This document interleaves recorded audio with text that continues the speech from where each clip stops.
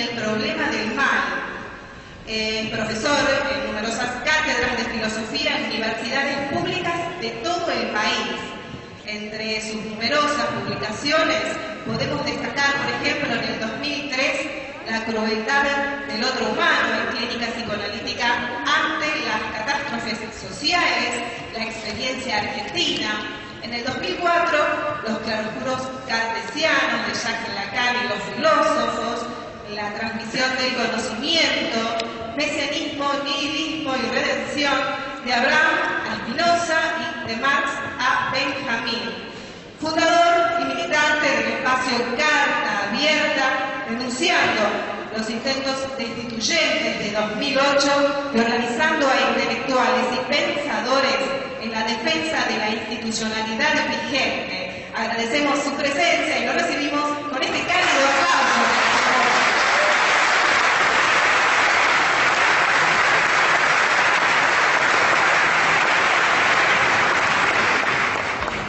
Buenas noches. La verdad que cuando Luis de Lía, cuando Eduardo, cuando Seco me plantearon la posibilidad de integrar esta mesa y de abrir un debate público y hacerlo con los amigos que hoy comparten esta mesa, más Raúl Zaffaroni, que hoy no está con nosotros, sentí un poco de temor y temblor porque no vengo del constitucionalismo, no tengo un título en esta benemérita casa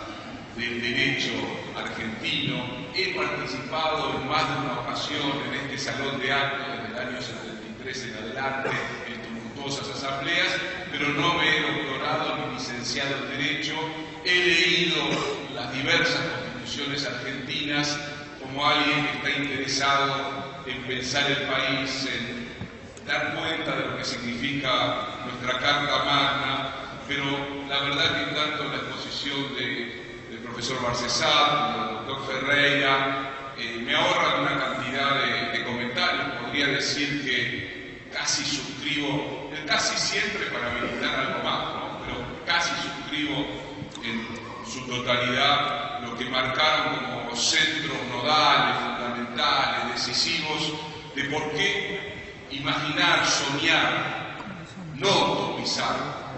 porque aquello de que la utopía siempre es lo que queda adelante y nunca alcanzamos, lo prefiero para otros soñadores. Yo prefiero aquellas experiencias que terminan de realizar en el presente los sueños conjuntos de todas las generaciones precedentes y de las generaciones actuales, que en todo caso tratarán de construir un mundo mejor para las generaciones que vengan. Por eso, la reforma de la Constitución es una tarea del presente, es una tarea de esta época, es una tarea de este tiempo histórico. Y me gustaría hacer una aclaración más. Sabemos, porque no somos ingenuos, no somos inocentes, vivimos el tumulto y la pasión de la conflictividad política, de la vida democrática, de los intereses en juego, que plantear un debate abierto, público, en un espacio público como la universidad, en este caso de Buenos Aires, en torno a la reforma de la Constitución, supone entrar de lleno a un debate que es obviamente político, y que cierta maquinaria de capturar palabras, que está siempre agazapada para elegir lo que quieren elegir en función de sus intereses, lo único que buscan, lo único que les interesa es que la problemática de la reforma constitucional se reduzca a la cuestión de la reelección. Como nosotros pensamos desde otra perspectiva, como pensamos, y lo hemos escuchado con muchísima atención recién, porque pensamos que la Constitución es una construcción social, es una construcción política, es una construcción cultural, porque pensamos que la Constitución no es algo natural, no es una revelación divina, no es un absoluto, sino que es un caminar en el interior de una sociedad que va revisando una y otra vez su propio pasado y su propio presente. Queremos poner la imaginación creadora, queremos poner la vocación transformadora que hoy atraviesa la sociedad argentina para tratar de ir discutiendo en común, discutiendo en estos espacios compartidos, con diversos actores de la vida argentina, lo que debiera significar justificar la aventura de reformar la Constitución. Estoy absolutamente de acuerdo. Las constituciones del pasado son venerables en la medida en que representan historias, tradiciones, experiencias, en muchos casos luchas y rebeldías de las generaciones previas, pero no pueden determinar total y absolutamente los desafíos, las necesidades, la capacidad inventiva y de renovación de las generaciones actuales. Las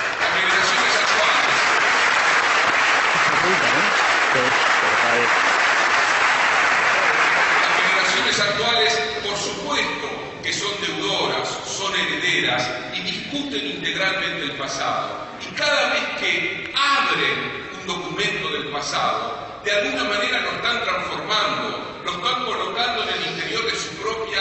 dinámica, de su propia experiencia, de su propia manera de ver el mundo, e incluso tomando las mismas palabras escritas hace 150 años o hace 20 años, esas palabras hoy adquieren otra significación. No es la misma la significación de la palabra libertad en el contexto de las luchas de independencia y de la guerra civil en la Argentina que el contexto actual de una democracia que ya lleva desplegándose varias décadas, donde la libertad se ha convertido en patrimonio del pueblo argentino y donde debiéramos discutir la transformación que ha sufrido una palabra venerable, pero duramente olvidada durante las últimas décadas y que hoy volvemos a recuperar, que es la palabra igualdad, porque la palabra igualdad es clave como concepto, como tradición, como núcleo de ideas, para pensar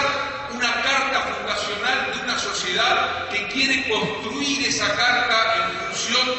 de los intereses de la mayoría del pueblo argentino y que quiere también garantizar la distribución equitativa y justa del pan.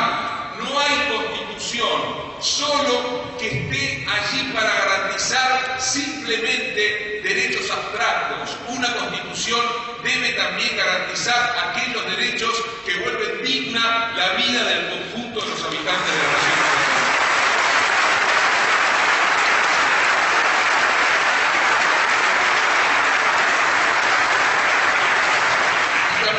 Esto es fundamental. Las constituciones no son, decía, algo que está allí para que simplemente le rindamos pleitesía. Un flaco favor le haríamos a la historia del constitucionalismo, a la historia de los grandes debates políticos, a la historia de lo que fue desplegándose en el interior de todo ese movimiento que fue modificando una y otra vez la propia Carta Constitucional. Si viésemos ese pasado como algo cristalizado, estanco, perfecto e inconmovible. Cada momento histórico se encuentra frente a la necesidad de producir sus propios lenguajes, de inventar sus propias palabras, de apropiarse de palabras antiguas y venerables, pero colocándolas en las nuevas encrucijadas y en los nuevos desafíos. Si nosotros tomamos la palabra Estado, no la podemos pensar como la pensaban la mayoría de los constitucionalistas en la década del 90, en la que la palabra Estado fue demonizada y expulsada de la vida social.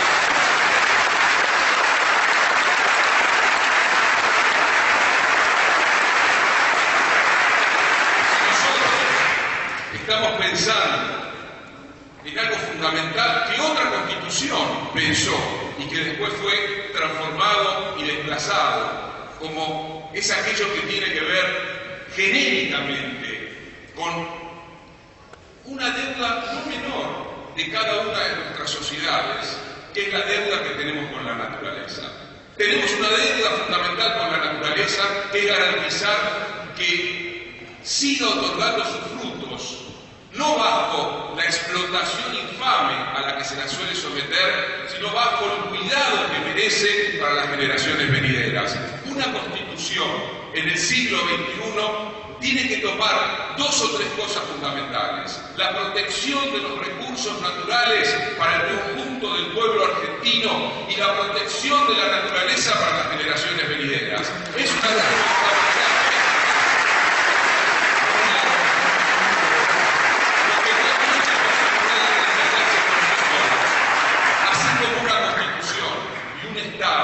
Tiene que hacerse solos. Y la ley debe funcionar fundamentalmente para garantizar que los débiles se sientan protegidos y representados y sean portadores de derechos y sujetos activos de la propia dimensión democrática. También es fundamental proteger a quien no tiene voz y es absolutamente débil, que es nuestra propia naturaleza, que es la madre tierra.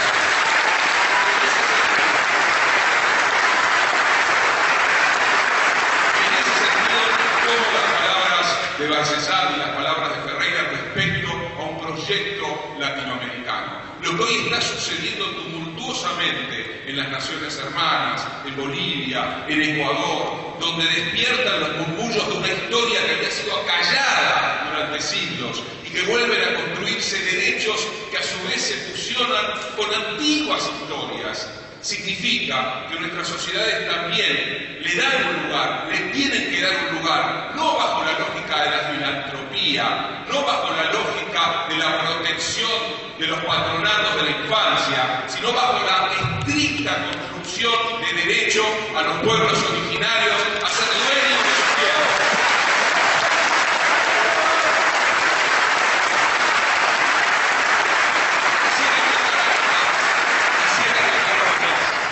La Constitución del 49, su artículo 38, pensó de otra manera el concepto de propiedad. No lo pensó solamente como la propiedad autorreferencial, egoísta y rentabilística, crematística. No lo pensó solamente como un negocio o como un bien empresarial, sino lo pensó también y fundamentalmente como un bien social. Si esto es así, si la Constitución debe pensar, por supuesto que debe cuidar y salvaguardar la propiedad de cada uno de los ciudadanos, pero también tiene que cuidar un concepto de propiedad que haga viable una sociedad en la que la distribución de la riqueza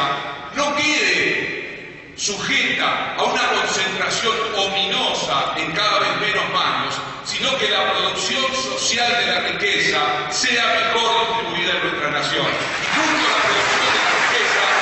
también la mejor distribución de la tierra. No podemos convertir en tema tabú el tema de la tierra. Yo saludo la decisión de la ley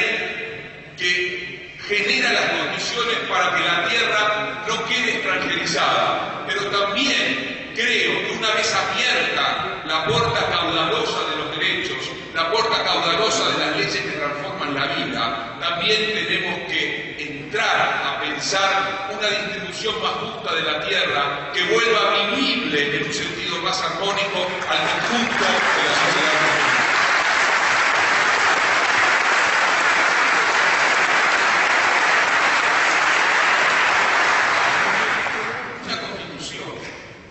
Es una oportunidad maravillosa. Habría que celebrar esta reunión, esta posibilidad, que todos nosotros estemos discutiendo esto, pensando, tratando de imaginar, escuchándonos mutuamente lo que significa que una sociedad, en un sentido de horizontalidad, aquello de que el pueblo es el soberano de sus propias decisiones, pueda sentir que así como la democracia es una invención permanente de las propias sociedades, las leyes que fundan el movimiento activo de esas sociedades también tienen que estar puestas a disposición de la imaginación poética, de la imaginación emancipatoria, de aquella imaginación que viene desde los orígenes de nuestra propia nación. Porque si pudiésemos fusionar en una nueva constitución dos palabras extraordinarias y venerables, fundacionales de